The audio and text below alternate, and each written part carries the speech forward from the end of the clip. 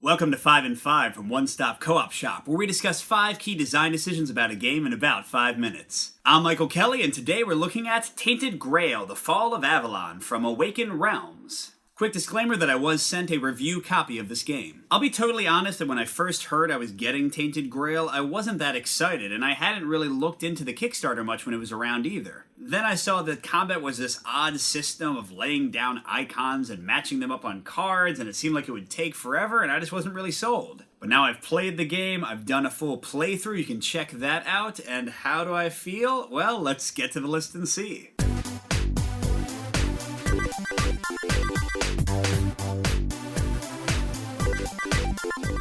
So first we are going to start with the mix, and that's focused squarely on the cooperative play of the game. On the positive side for Tainted Grail, they've done a lot of stuff to make it a more accessible system. First, the game is divided into chapters, and these generally last between 1 or 2 hours, so you have a nice clear stopping point when playing with a group. Also, where some exploration games kind of penalize you for being in a group, I definitely felt that way with Seventh Continent, here you have clear reasons to spread out and explore, and clear reasons to stay together and gang up on monsters and pool your resources. The reason this is a mix is because at higher player counts, I really worry about the downtime. When players get into combat, it can sometimes be quick, but it can sometimes take 5 or 10 minutes to kind of puzzle through. If you're involved in the combat, that's great. But if you're just sitting around, I guess you can continue with your turn, but then the same thing happens when you explore. If one of you is using the book and reading what happens to you, other players who aren't there can kind of listen to the story, but if that's not going to excite you, you'll just kind of have to sit and twiddle your thumbs until you can get the book for yourself. Next is another mix, and that's the replayability in the game and the potential for feeling like you're retreading elements. So on the negative side, if your character dies in this game, you don't have to go all the way back to the beginning, thank God for that, but you do have to restart the chapter you're on, and like I said, those can take between 1 or 2 hours. And if you know exactly where to go, what puzzles to solve, you're just going to kind of be going through the same encounters and seeing the same things. Yes, the enemies you fight might change, but besides that, things are generally the same if you play through the exact same part of the game. But on the positive side, the number of things there are to explore and experience and the different paths you can take even in the same locations are really diverse. So even if you do go through similar stuff, a lot of the time you will feel like you're seeing new things, getting new experiences, rolling different die results, so you do get a nice amount of variety, but again, if you die or if you replay the same part of the campaign another time, you might feel a little bored. Alright, mixes out of the way, let's get to the pros. We got a lot of them. Number 3 is the world building. I love the theme of this game. It feels fresh. It has a different take on magic. It has this world that's a fantasy world, but kind of mixed with some alien elements that is really cool. And in general, each location in the game feels like it has a story behind it, feels like a unique place in this world.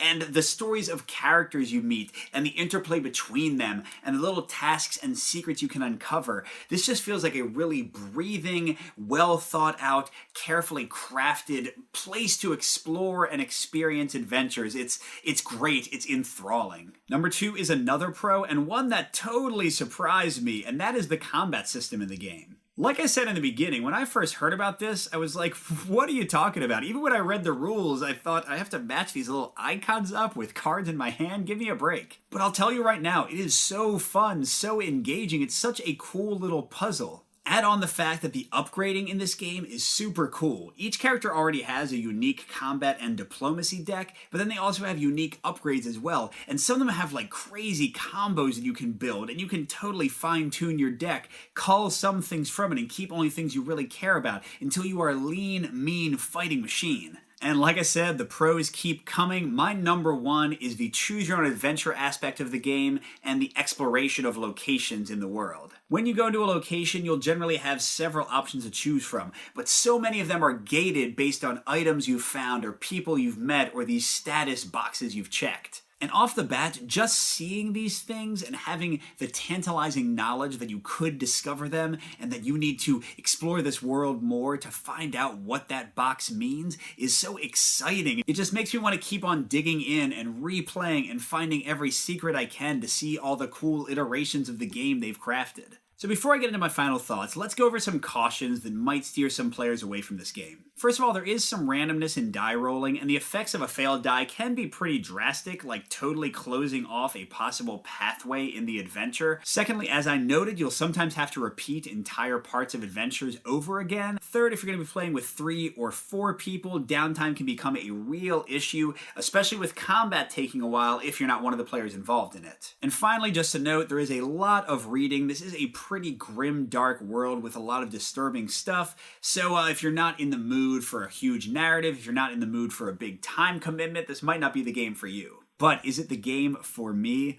Oh my gosh, this game is amazing. It has knocked my socks off and totally enthralled me and made me addicted to it. I love exploring, I love trying out different characters, boosting up my combat abilities, crushing people in combat with awesome combos. We still have almost 2 months left in the year, so this might be a bit early, but I'm calling it. This is in the running for my top game of 2019 without a doubt. Good gaming, everyone, and I'll see you at the next stop.